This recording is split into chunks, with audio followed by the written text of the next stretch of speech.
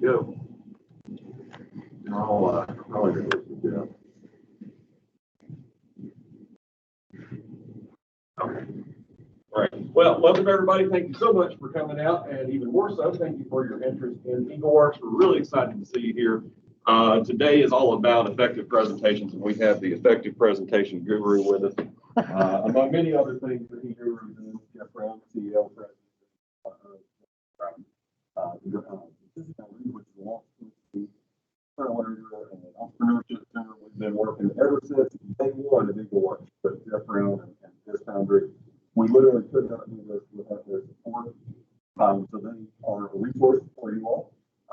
In addition to the, of course, the workshop that we're working on here, they have an access to a great amount of mentors. They have a lot of knowledge, but this is literally what they do every day. They start businesses and they work with people just like yourselves who probably haven't ever done this before, got a great idea. I'm not exactly sure where to go next. This is your resource. Andrew and I, of course, will help you as much as we can too, but this is your person that knows that has done it 5 times. So your own business 5, 56 if you count the last. So they literally eat, breathe, and sleep all this stuff. Less than on the sleep. That's the limit. But anyhow, those are all about effective presentations, and I guess really the main thing that we wanted to kind of talk to today is what you learn about the presentation.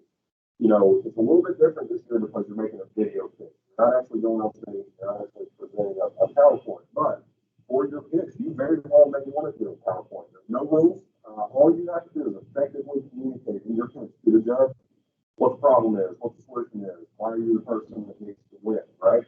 But there's a lot of different ways you can do that. So taking concepts from traditional in-person pitches for just appointment today,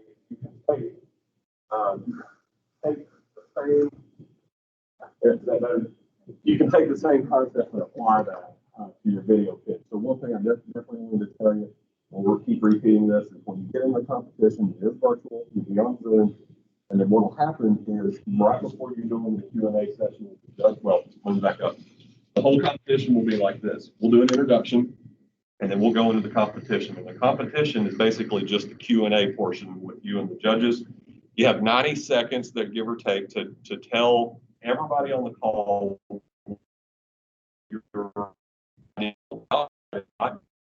that's not like a typical challenges. We have 90-second competitions, but it's not like that. It's literally just so everybody that's on the call, your aunts, brothers, uncles, cousins, whoever, can know who all is on the call and what their ideas are.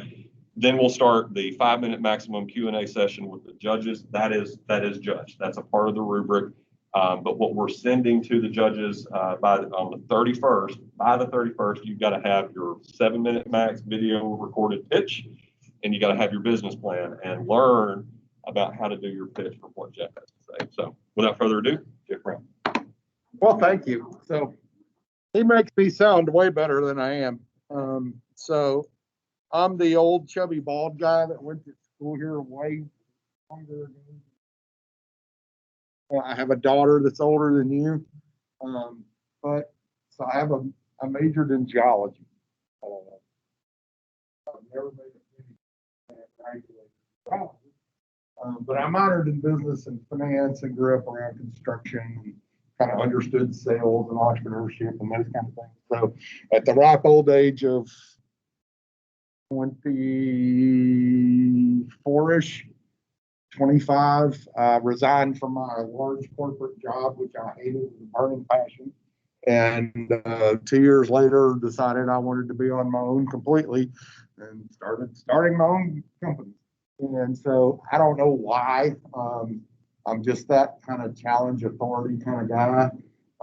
So I don't think, not in a mean way, but it's just like I've always thought there's probably a better way to do this. And I don't have people that I don't have much respect for as supervisors telling me what I could do, and they don't listen to me that's working with customers on the ground, and they're 1,500 miles away telling me what my customers think, and my customers don't think that. So that didn't make much sense to me. So what we're going to talk about today, so making a presentation. Right? How many of you do live presentations in your classes? All right. What's your major? Okay, cool. So there's a bit of a difference in, any of you have speech class in high school or any of that kind of stuff? So how did they teach that? Nobody had that?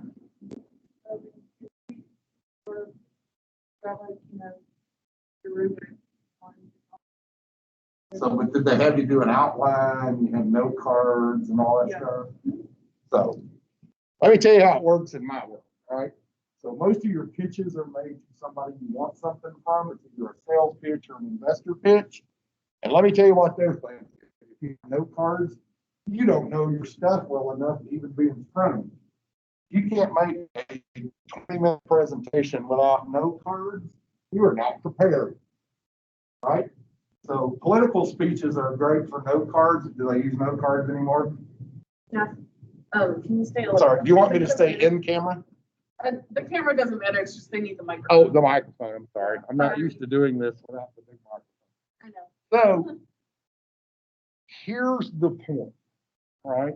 In today's world, does anybody watch a YouTube video or anything to where they're using note cards? No. So the other thing is, what is an effective presentation in the world today? Is it black and white print and hundreds of words on the page? No. So I attend pitches, I say occasionally at universities, in departments to where the presentation is the student getting up there, there's 300 words on the page. It's in type so big, nobody can see it, so small. And they turn their back to the audience and read them the slides. So that is a nap waiting to happen, right? And so I watch golf on Sunday afternoons because that gets a good nap started. And so some of those presentations are a good nap start. Let's assume your audience can read. I think everybody that will watch this, more than likely, knows how to read. Not the point of slides at all. You know what the point of slides to a really good presentation are? To read off the audience. No.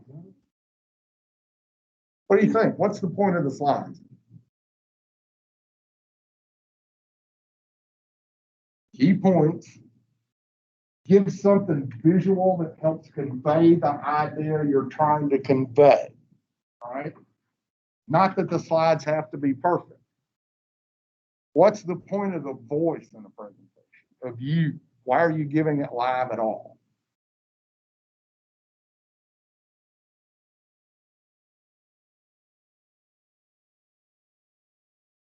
So actually, though, you could send them a PDF that goes into detail that would take you 2 hours to talk about.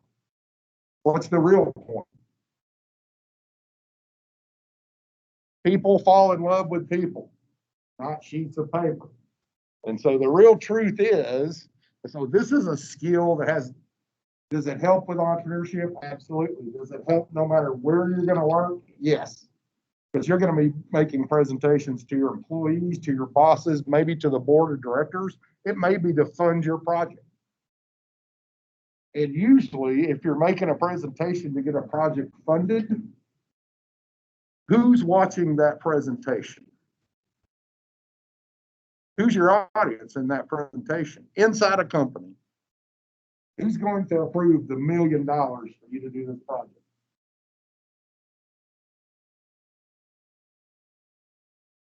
Is it the other engineers who understand every word you're going to say?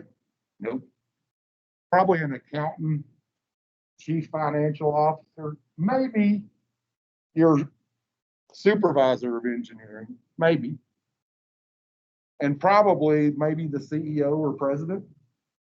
So there's one person in the audience that understands all the technical details that most people try to put in a presentation, right?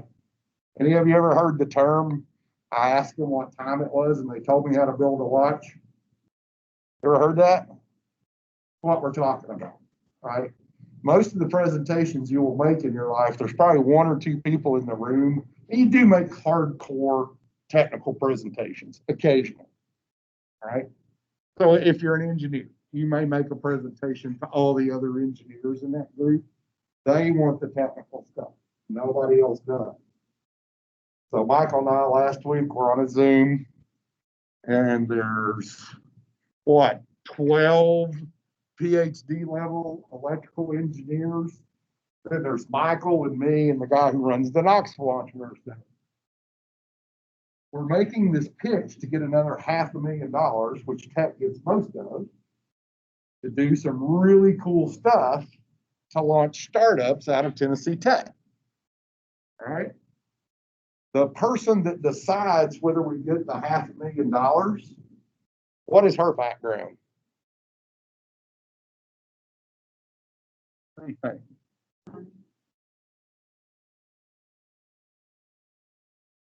So she works for the state of Tennessee and will be the one, when she signs this, Michael and I get a notice, you're getting the money. What do you think her degree's in? Yes, actually, has nothing to do with engineering. So the presentation, the first 30 minutes of it, and I know her really well, and Michael knows her pretty well. And so Michael did his part before me, then Jim Biggs. We were the last three. And so we're the entrepreneurial guys. So basically, when Michael finished talking and I started, she sends a chat that says, those are the first 4 words I've ever said.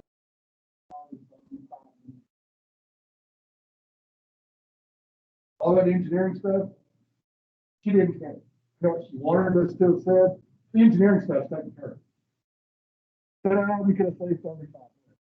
You know, we have MIT involved in this. I mean, it was really cool technical stuff, which nobody who signs the checks or approves the money has any clue.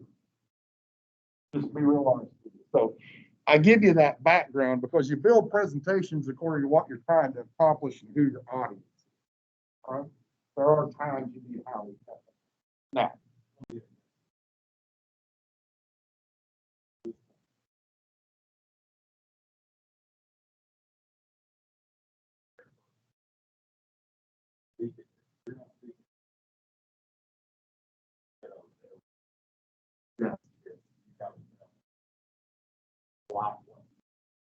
so here's how we want you to build your presentation, and in this case, a video. So you can do a slideshow with it, which I do recommend.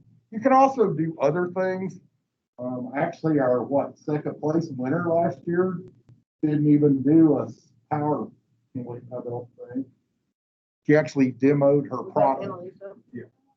Yeah, she didn't. Yeah. Do a PowerPoint. And so you can do this a lot of different ways, but according to most of you will be working on things that you don't have your prototype to the stage she did, that you can do that, to be real honest with you. So you're talking about the idea, you're talking about why it matters and who will want it and those kind of things. So you want to do this, right? Because so again, most of the presentations I make, I mean, there's the 1 or 2 engineering people in the crowd. There's the accounting people. So what do the accounting people want? Hard numbers, right? You know, it's going to cost this. We need this much money. We need this. We need this. So, but what we want you to understand is how important this is. And the point of making a presentation is you. Show you're the expert. Make them fall in love with your idea. Not trying to show them how smart you are. All right? So, and I tell people I've sold hundreds of millions of dollars worth of things in my lifetime. And 2 things nobody ever asked me, not once, was where did you go to school and what was your GPA? No. What do the people I'm presenting to care about?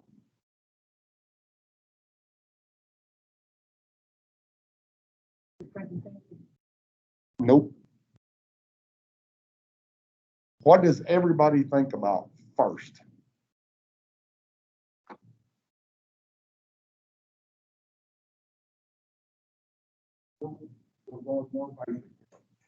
What does every human being on earth think about first? Themselves. All right? So the point of a good presentation is to tell them what we're doing, why they should love it, why they should give you their money, whatever it is you're trying to get. So there's pitches that get you money, there's pitches that win competitions, and the mix of the two points. What you're trying to do is catch their attention. That's why it's about you. That you make a good presentation that tells a story. Does anybody read math books to their 5-year-old? Probably are some out there. I'd be afraid to say none. You may have. Yeah, so what do they read it?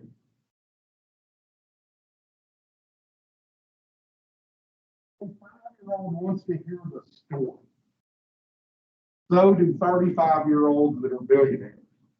All right. Now they may come back with technical questions later, but in 5 to 7 minutes, you're going to do good if you get that deep in the technical stuff, because you can't get bogged down into that. And we see it every day. So in the way you do your video, you may or may not have, but the point of the PowerPoint, or I think, did we make them do PowerPoint, or did we open that up last year? Have we finally overcome that technology? That's where, Yeah. when we go back to doing this in person, we may have to go back to that, but since you're taping it, you can use whatever you want. But the point of those, the slides are to convey very important points, add some flair to it, and most importantly, it keeps you on track. Right. So as a person who presents all the time and speaks all the time, the reason I use PowerPoint, I know the material backwards, forwards, and sideways. But I can also talk for 3 hours on the material if I don't have some kind of guide, right? So it keeps me on task. So if you were doing a slide, we would have what's called a confidence monitor, so you can see your slides. Not because we want you to read them, but you know where you should be, what topic you should be, what part of your presentation. So the first thing you do in any presentation is introduce yourself, right? Your first slide. Introduce yourself, your company, whatever you want to call it. We like it for this competition that you actually come up with a company name. And we would like to see a little creativity there. Company A and Company B does not start you off well as being very creative. And we did that every year, don't we? Like, come on, like, so, come up with an Uber, come up with something. Some kind of word, we don't care what it is, but some kind of creativity that shows you actually put a little thought, right? So that first slide is really just introducing you. It has nothing to do with your product, all those kind of things. Anybody ever heard of Guy Kawasaki? So he is probably the presentation guru on earth, right? He was with Apple for years. He really understands communication and storytelling and visual enhancement. And so most people do way too many slides, which my slide deck tonight is way too many, but some of them go fast. So the rule of thumb is, in a normal 20-minute conversation, you need about 10 slides. You should talk for 1 to 2 minutes per slide. If you're talking longer than that, you got too much on there. You're trying to do too much in your presentation. Nothing should be smaller than 30 point count, because even in taping it, people can't read it. They can't tell what it says. You don't have to use full sentences, bullet points, and 3-word sentences. You don't have to put a period at the end. Those kind of things. We're not doing English class here. We want you to use proper words and grammar and those kind of things. But it's really about, how do I use this to better tell the story? My nonprofit or whatever it is I'm trying to do. So, see if this thing works. Helps when you turn it on. Less words, the better, right? So no more than 12, 15 words on a slide at most. Pictures, cool backgrounds, things that are not distracting are highly encouraged. Again, black Arial on a white page does not get me too excited. So, put a little bit of design thought into this, some creativity. We have one team every year that takes my slideshow here and uses the same colors. If we edit it, which that's okay. So don't do this, right? That slide looks like it came out of 1995, Back to the Future. I could talk for probably an hour on that slide. And do you have time to read it? Because you're sitting here, what you don't want is your audience sitting there reading the slide. You want them looking at you and listening to you and thinking, how cool is she? Do we not see the winners every year? The judges walk into the judging room after the presentation is finished and they go, those two kids were amazing. That's how the discussion starts off. It's not, oh, we maxed it all to the rubric. Now they will go through that, but you don't think the two kids that they said were amazing are now in the lead? Yeah, they are. Fair, not fair. I hate the word fair. No, fair doesn't appear in the Bible or the Constitution, by the way. Just, and those words appear, but not fair. There's nothing fair in business. That was Bill Gates put out a thing months ago about 10 rules for entrepreneurs and innovators, and there's nothing fair. Who told you life would be fair? It just really is true. It's, fair is for my 4-year-old grandson's soccer game. We have referees to keep the competition fair otherwise. So your U.S. government, the military, during the middle of the Afghanistan war, paid a contractor roughly $100,000 to develop that slide. Don't do that. Does anybody understand what that means? How long would it possibly take to explain what is said with that slide? A month would be my guess. Yeah, at least a good 8 hours. You can get a really long nap during this presentation. So some might say a 4-night sleep. So yeah, as you get older, you won't be able to sleep 8 hours. So face the audience. Don't read the slides. If you haven't practiced 15 to 20 times before you record your video, you're going to not do very well. It's really that simple. Because what does Michael watches this all the time? What does practice do for you? In this case, yes, but let's talk a little deeper there.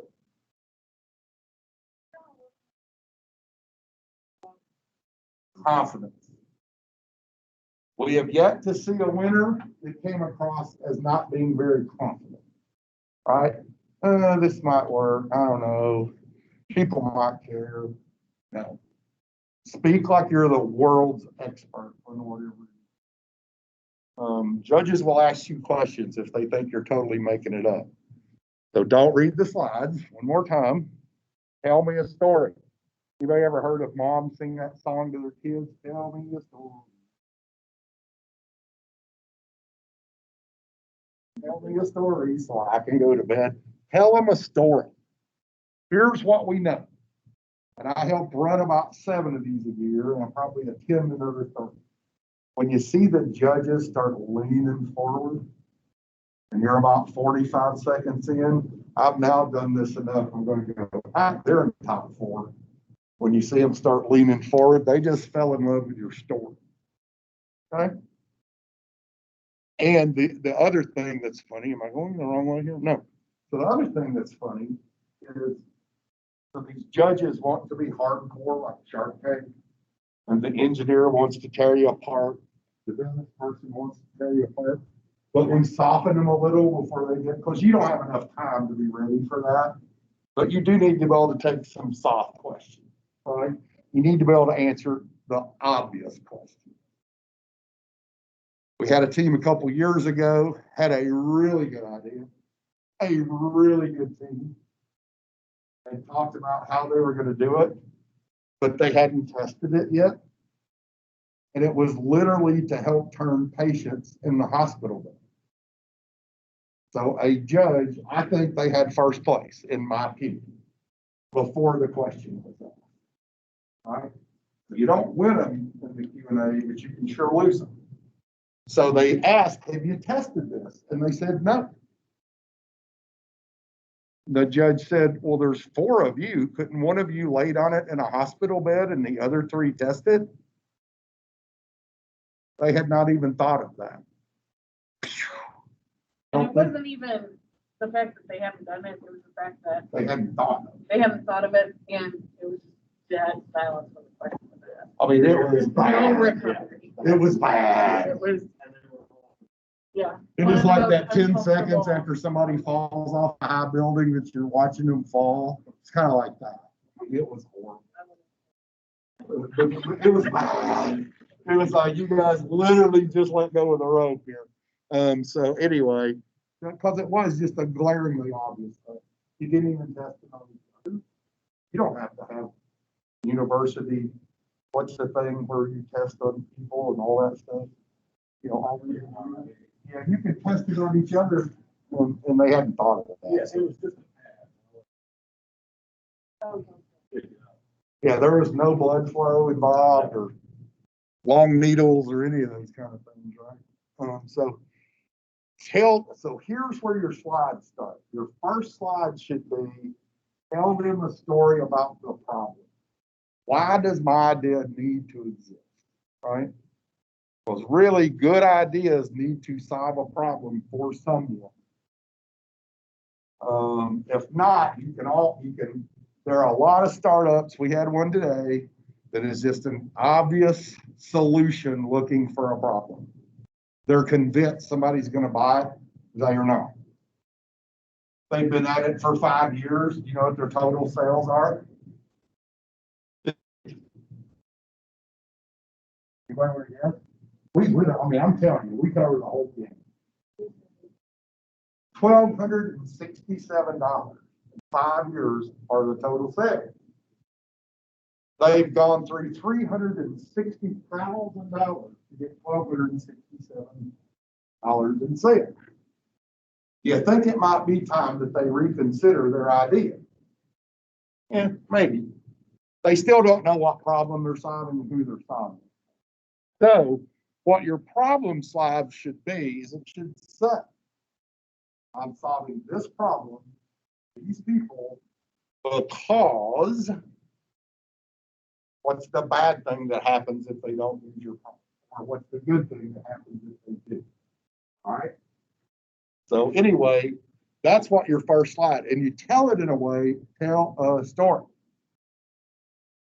I'll show you in a minute. So then, this is where you get to, then this is kind of your ta-da moment as you tell the problem. Here's my super smart, because I'm so smart and cool solution, right? This is my super duper extra special widget that takes care of that. I have figured this out. So bring the attention of your audience to the key concepts using some icons, illustrations, background pictures. Make it look good.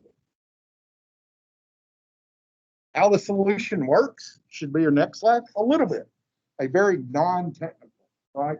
They need to know it's an app, it's the hardware, it's what the widget is.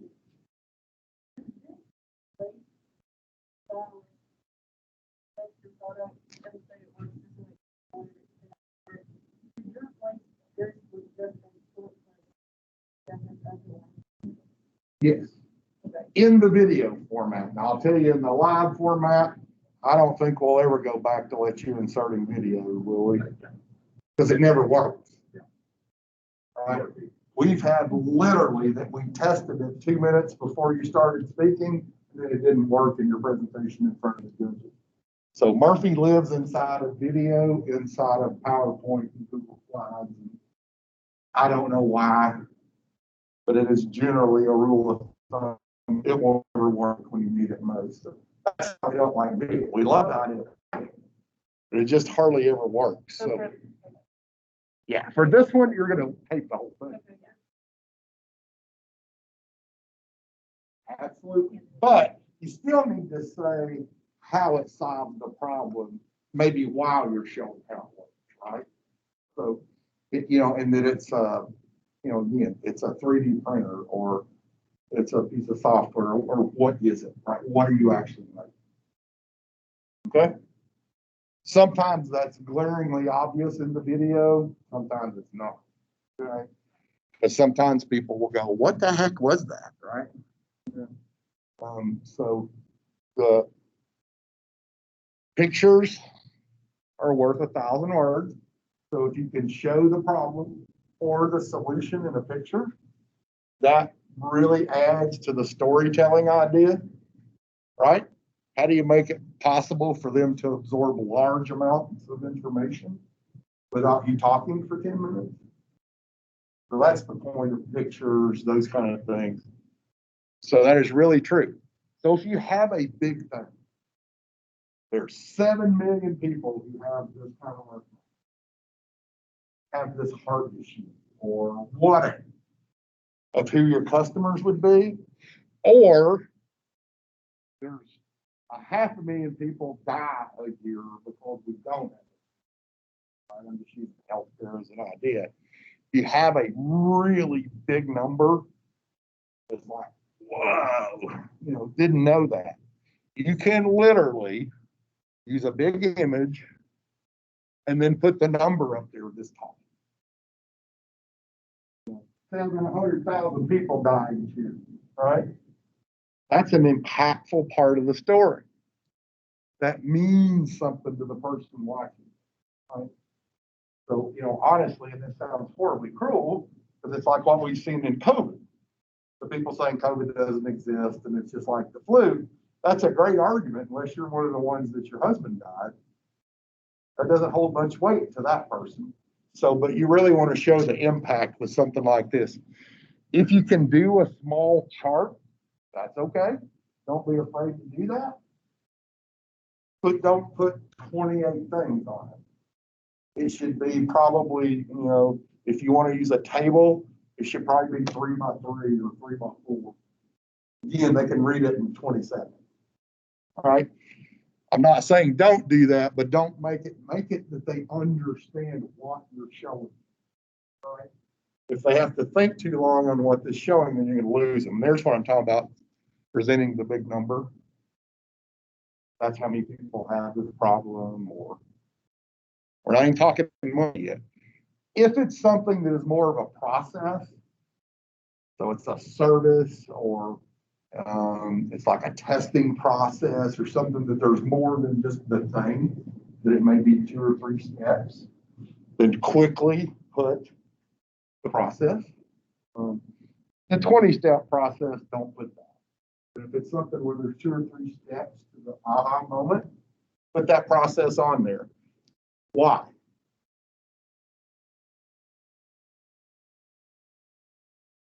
Good point. Actually, 2 reasons. To show you thought it through, and to show actually that it's a process, right? It's not just a 1 step, I sell you this problem to solve.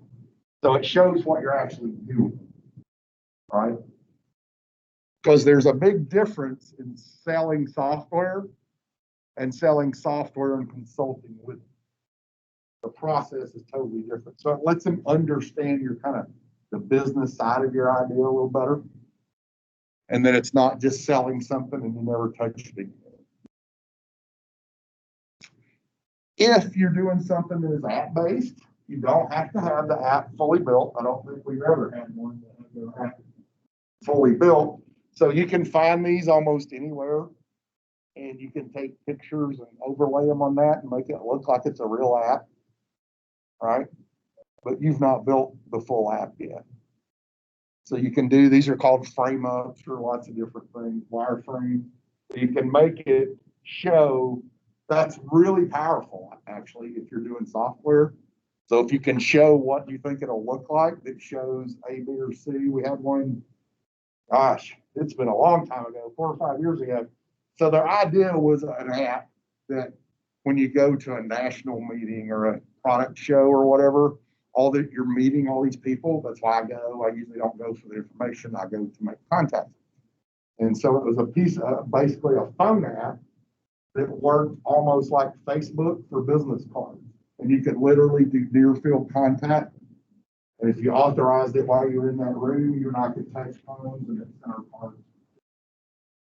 Because if you've ever, once you get into business, When I get home, Michael knows this, Andrew knows this. When you get, even the stuff we attend together, when you get back to the hotel each night, you're either gonna do one or two things. You're either gonna each night take those 20 business cards and put them in your contacts, or you're gonna throw them into your bag, and when you get back, you'll sit down and do that. Typically, do it when you get back is where people like Michael and I drop the ball. If we don't have it done by the time we're probably 6 months from now going, all of each other go, remember when we met that guy? Do you remember his name? So anyway, that's how the whole deal works. And we'll call Andrea and see. But so don't be afraid to use things like that. This is also called a minimum viable product, an MVP. What's the least thing you can build to show that be able to prevent the problem? So if you're building a bicycle, you don't build a boy's version, a girl's version, and a red and a green and a purple. You build whatever you can cobble together to show the least thing you can do that can be pedaled and transport a person. Right? You're not ready for that finished product. So you always need to end this, or you can start with this, you can end with it. You need to talk about the team or you, right?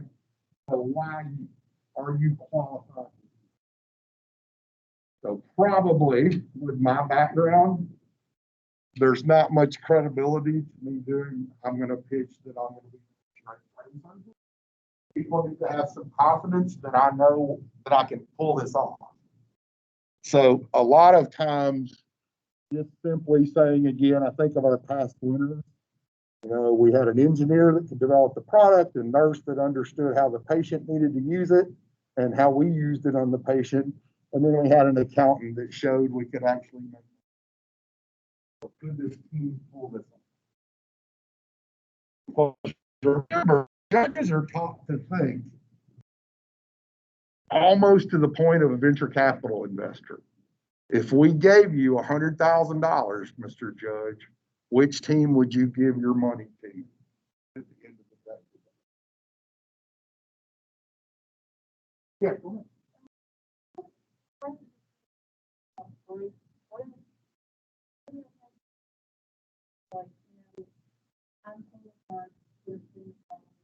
Absolutely. That's what they want.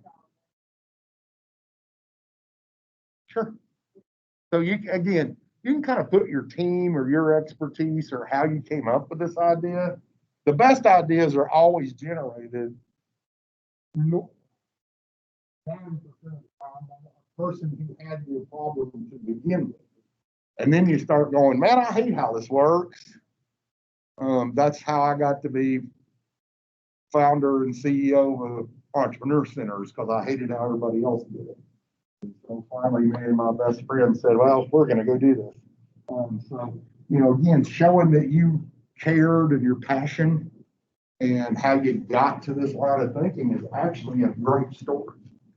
The winners last year, so it's an innovation tube. An innovation, you know what an innovation tube is, right? So you can't breathe, you put on a ventilator. So the innovation tube is the tube they put down your throat and your lung. Well, they both were CMAs, maybe. Does that sound right? Both of them were working in a hospital, right? One a nursing home and one a hospital.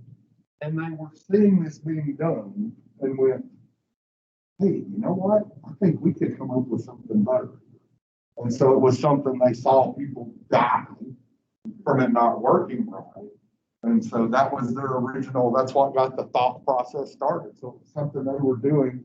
And this was not a school project. They were working there because one of them was, I think, going into therapy and one was going to go into medical school. And so they actually saw doctors and nurses and paramedics needing this stuff. And so that's where their idea came from. All right. Now I'm going to change terms on you. So we'll send you a better version of this. All right, I have it posted on about your slides. And don't worry when you start out doing your slides. If you do slides, which most of you will, just start building them.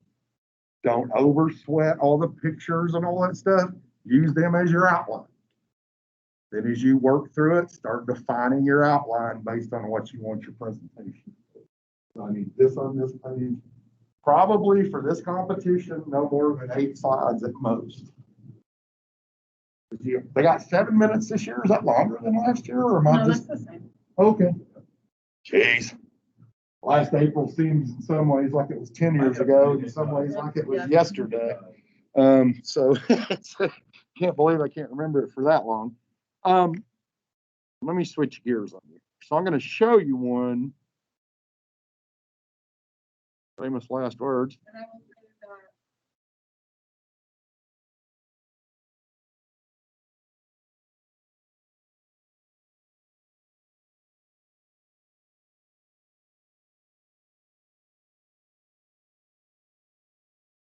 So while I'm finding this, do you guys have any questions at this point?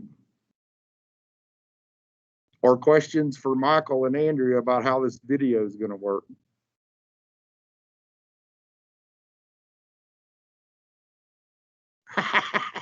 Hey, then I'm doing a good job. That's what we want you to do, is be inspired. This should be fun. You should enjoy it. I mean, we don't want this to be something you feel like it's another set of homework. You're missing the point of the competition if you're not excited and this is fun. And you're not going to do well, because that shows in your presentation, by the way. The excitement really helps the passion. Yes, sir.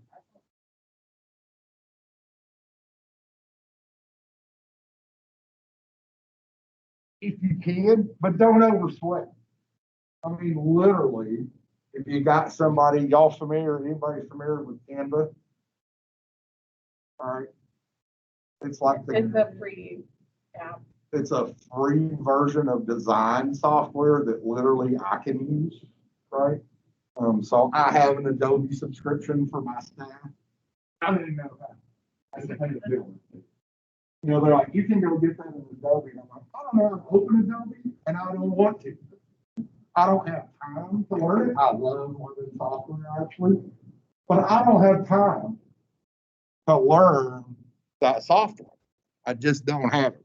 And so Canva is literally, if you can type, read, and drag and drop and go steal a picture somewhere, you got a logo.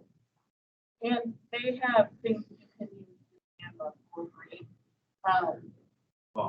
Yeah. I mean, I have it open right now. Section. Yeah. Yep. I use it on my phone. I also use it on my so we develop, and actually it's quite funny. So guess who the #1 investor in that company is? Guy Kawasaki. So he's their mentor and their main investor. It's a company out of, so we use it. We probably do between Facebook banners, flyers, website. We probably generate 300 images a month out of Canva. And then we got a couple of hardcore designers that'll go use Adobe. But not really, most of our stuff comes out of Canva. It's just really the I don't know, it's the super glue of digital design. I mean, it just takes care of everything, and you don't have to know a whole lot other than don't stick your fingers together while it's wet, right? So it literally is that good. Define what I have done. Sure. If you guys think of any questions or anything, email anytime.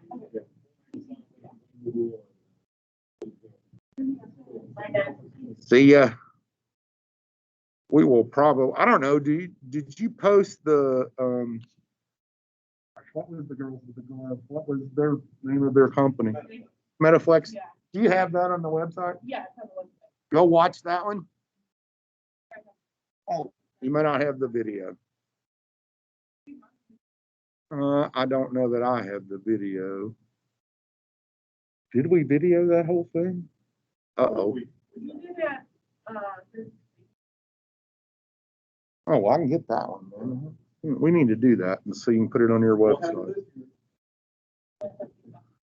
Yeah, we have them from last year on video, don't we?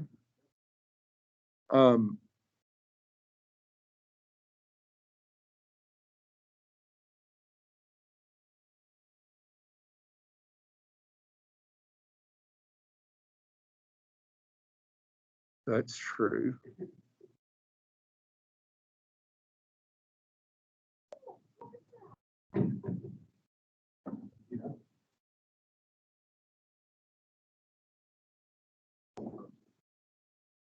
Well, I cannot find it. So you'll see in their presentation, go to the website, it's Metaflex Therapy Glove.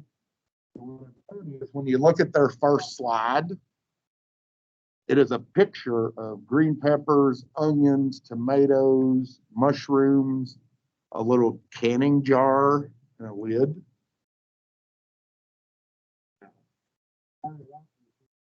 Is we're Metaflex. We've developed a glove to help people.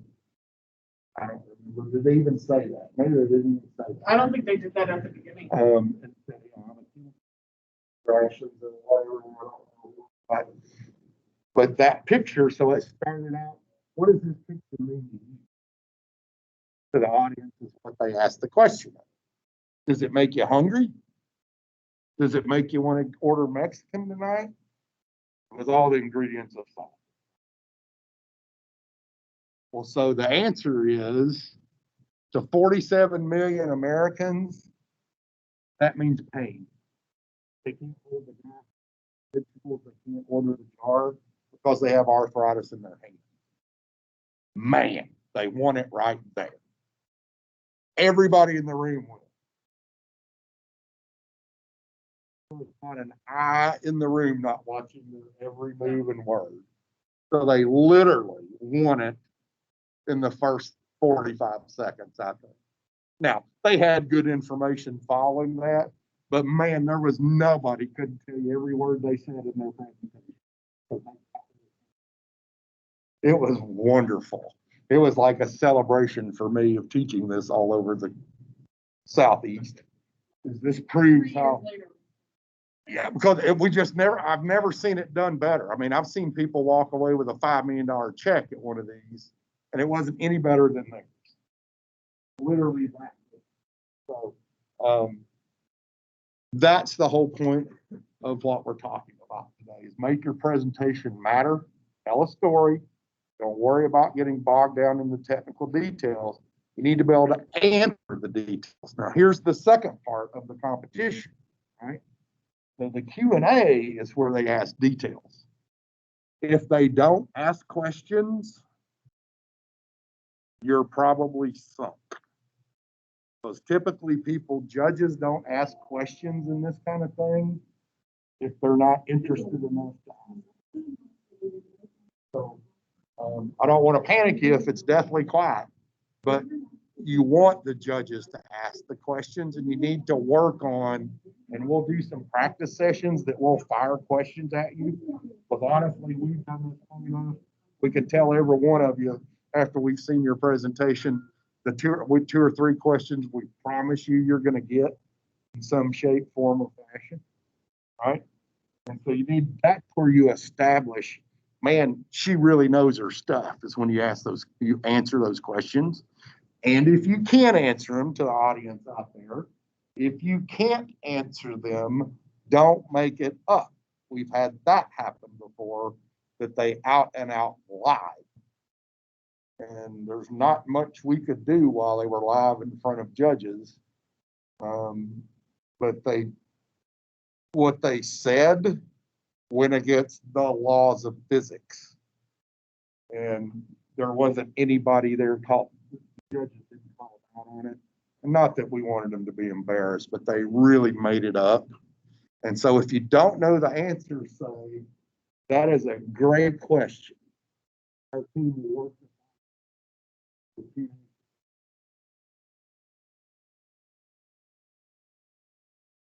That's what they want to see, is if you're willing to admit, I don't know everything. Because nobody knows everything at this stage in any idea. And so don't make it up. Speak with confidence when you got it. Speak with humility when you don't. Pretty simple process, right? Just say, man, give them credit for asking a good question that you don't know. And I really need to know that. So I'll know that by this time next week and I'll send you the answer.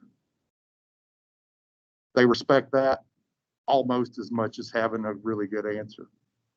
Because that's what they wanted, that we do work with them on your students. You've got to work on this while taking 20 hours of classes. You know, we're not giving you $2 million. So, you know, we're not going to punish you if you can't answer these questions in great detail. Anything else? That's all I can And I'm almost done on time. That's amazing for me. So I had nothing but in this one until like about 3 o'clock. I took my email. I took Klein's email. It said something like even worse. So then at 3 o'clock, I looked at the website, saw what it was about. I just came to this meeting. I'm really inspired. I think I know how to do my spring break now. Cool. I'm figuring out a cool idea. Wonderful.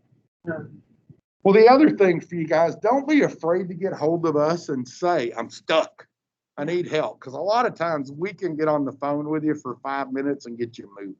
And we all, let me tell you, as a 6-time startup kind of guy, we all get stuck. We have people that are worth tens of millions of dollars on their next idea get stuck. This is tough. And you don't know everything. So you're going to get stuck probably. And I guess that's probably the thing we've been most disappointed in the years is we saw teams get stuck and they never asked for help.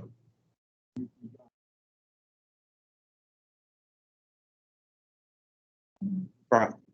So, I mean, if I need, so I talked to the medical alley in Minnesota today, right? So if you're working on I know people there now that if you're working on a medical device that you need answers for, you know what I'll do? I'll call them and ask. Can you help this lady? Can you get on the phone with her for 10 minutes? Sure. You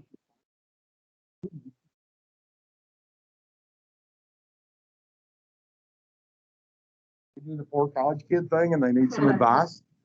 It opens doors unbelievably. Have we ever had anybody just say flat out no when we've asked them to help one of you guys? Not that I know. So it's just amazing. We do the, hey, they're taking the competition back. She really knows what she's doing and she has an interesting question. I'm like, yeah, I'll get on the phone with her tomorrow. How about 2 o'clock?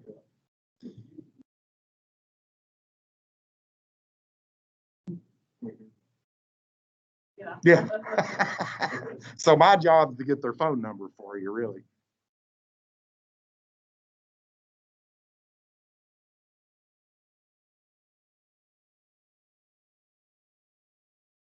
Mm-hmm. Maybe, I mean, you know, so we do a youth program that we talk about problem identification. And so it's just really kind of about paying attention to the world around you.